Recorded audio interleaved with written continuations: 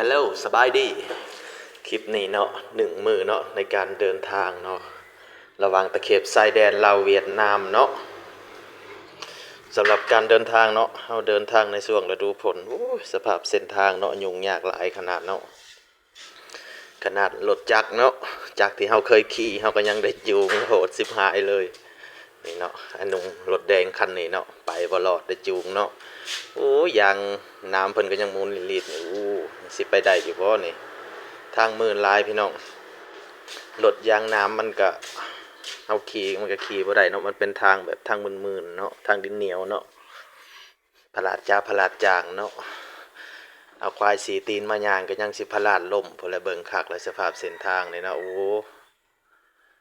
ผู้หนึ่งขี่ผู้หนึ่งยุกเนาะโหดสิบหายเลย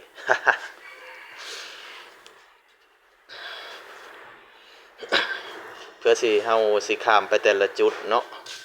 การเดินทางของเฮาเพื่อสิแบบสิไปฮอดแต่ละบ้านนะบ่ธรรมดาเนาะ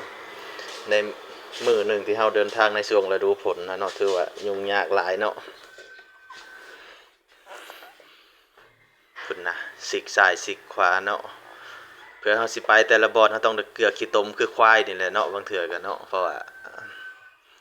ทางมันมืนได้เฮาก็ครึ่งรถบ่ได้เนาะพลาดแล้วก็ล้มเนาะนี่ไปบ่รอดนี่คือสภาพธรรมชาติเนาะ ก็อุดมสมบูรณ์เนาะแต่สภาพอันเส้นทางนี่ถือว่าลำบากหลายเนาะต้องได้ย่างอันนี้ก็